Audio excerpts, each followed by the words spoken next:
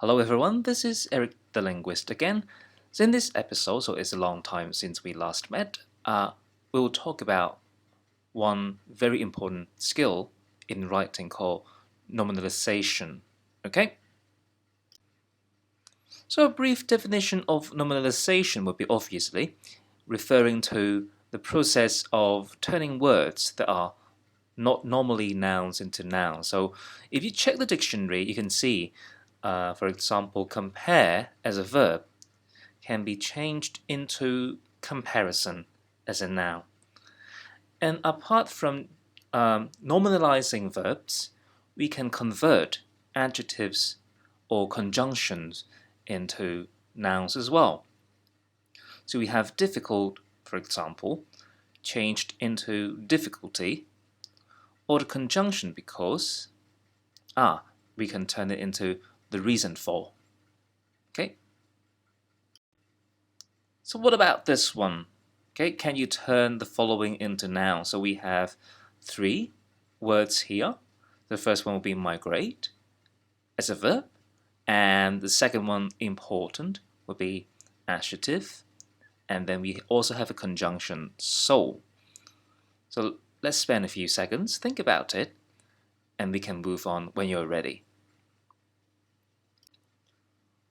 Alright, so you can now see migrate obviously will be for migration, turning into migration as a noun, and important as an adjective will be turned into importance, and so as a conjunction is equivalent to the noun result, or an alternative we call consequence. And you would ask, well, Erik, why do we need to learn about nominalization? Okay, especially when it's just a matter of changing verbs, adjectives, or even conjunctions into nouns. But it's actually more than that, right? So here are the main functions of nominalization, including creating abstract and technical terms. So when we talk about cohesion and coherence, as you will see later on, we use nominalization to move the text along. Okay, and it's also one very important tool for shifting what we call the register. Okay, from casual to formal, from spoken to written. Okay, it's also a very good strategy for condensing information so that we can use it to summarize ideas or paraphrasing. Okay, and we also use nominalization to create targets for expressing our opinions. So in the following slides, I'll talk about these functions briefly. Okay, so as you see in this example, by the 1840s, millions of people had moved to the cities in Europe, where many had no jobs, were poor, hungry, and fell sick. So I'm not saying this has to be casual, but we can, of course, do better by turning the keywords into nouns. Okay? So for example, no jobs can be turned into unemployment. So this involves a little bit of rethinking. Okay, so what is the noun form for no jobs? Okay, so we have employment. Poor, we have poverty. Hungry can be turned into hunger, and disease, okay, to stand for fell sick. So in this case, these nominal forms for no jobs, poor, hungry, fell sick will become the topics of this sentence because they are put forward at the beginning of this sentence as subjects. Okay, so the resulting sentence will be unemployment, poverty, hunger, and disease were found in European cities by the 1840s. So you will also see when you shift these terms to the beginning of the sentence, you will also need to turn the active voice into passive. Okay, so this is number one. We use this to create terms because in scientific writing we all favor nouns, okay, naming things, labeling things, okay, with names, with nouns, etc.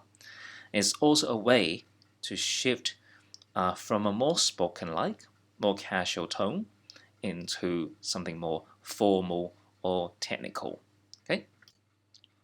So coming to the second function of nominalization in writing would be moving the text along, so maintaining the cohesion, okay, inside a paragraph. For example, I'm going to show you a passage, okay, but I'm not going to read the whole thing out for you. But the main idea is, if you look at the topic sentence, it's about the two languages in Europe that are important. Okay, one would be Greek and another being Latin. Okay, so throughout the passage, you will see the green words represent the topic. Okay, the focus of the topic. Okay, Greek, Latin, both of them, Greek, Latin, the Latin language, and Latin. And if you take note of what is in the third line at the end, however, the evolution of Greek and Latin throughout the history are different.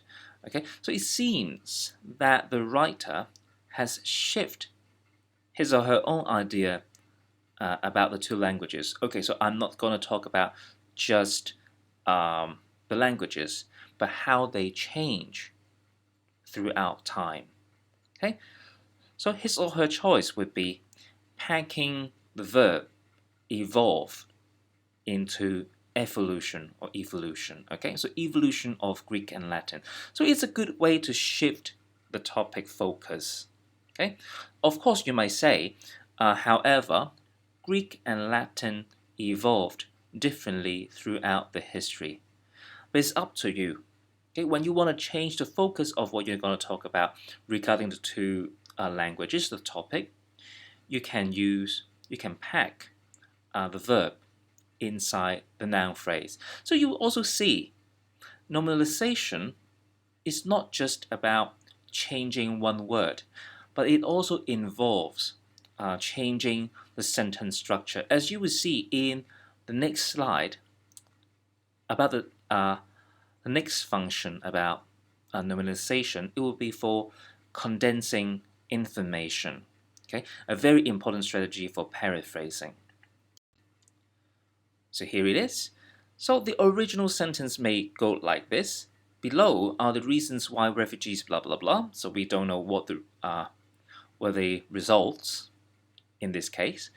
But here are the three reasons. So one, refugees are stopped being employed or receiving education. Okay. And the second one will be their professional skills decline because they lack training or work when they have to wait a long time for the refugee status. And three, the mental health is also unsatisfactory since they have traveled for a long period of time. Perhaps you might like to stop for a while, pause the video, and think, if you're going to paraphrase this, what are you going to do with the sentences? Okay? In this case, my suggestion, or actually is students' writing. This student did actually perform very well in paraphrasing and summarizing the ideas. So the whole thing is read like this.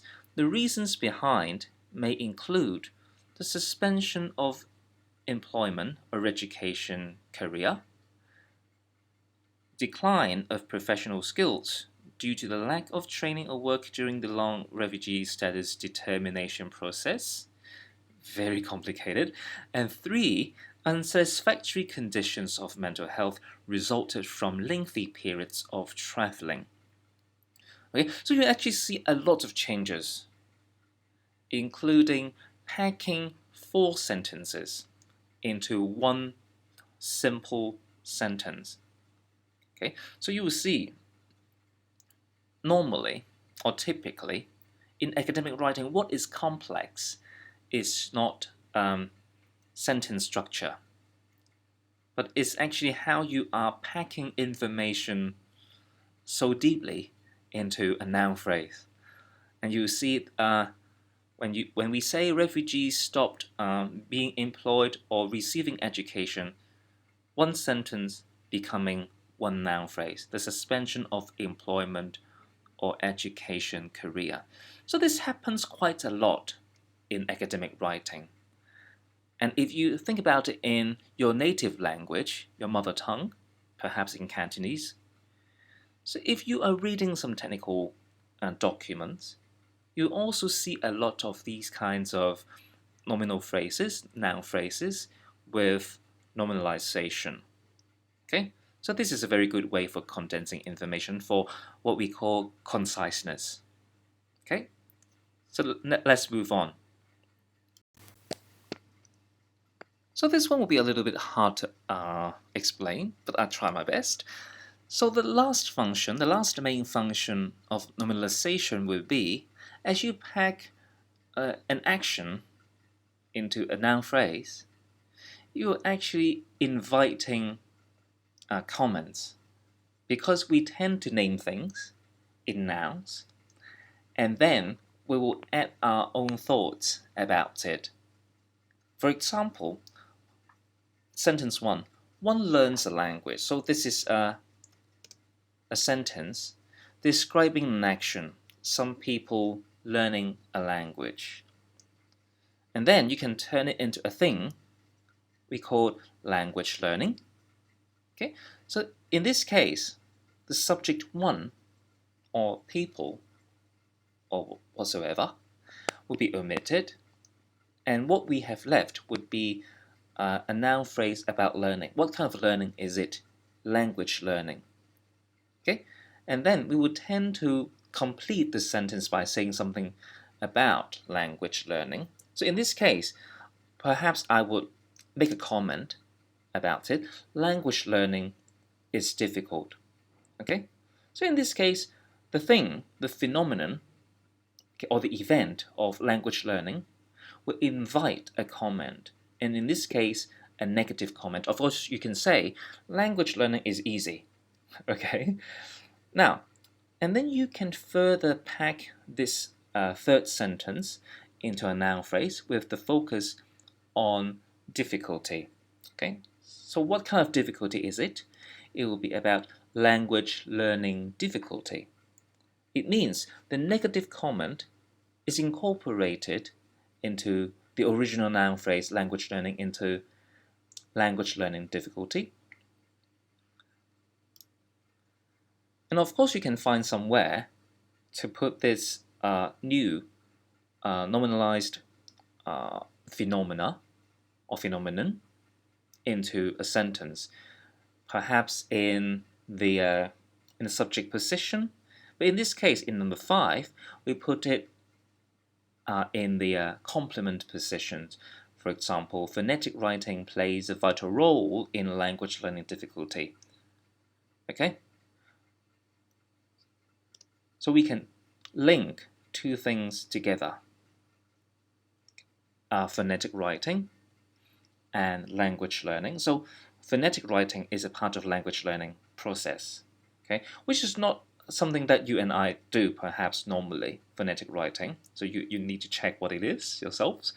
But when we think about language learning, phonetic writing, how we are linking them together, you can say something like this: linking two things together. Phonetic writing plays a vital role in language learning difficulty. Okay, so these are all I have, okay, about the function of nominalization. So I'll elaborate on these functions again in the coming videos. Okay, so thanks a lot for watching. Goodbye.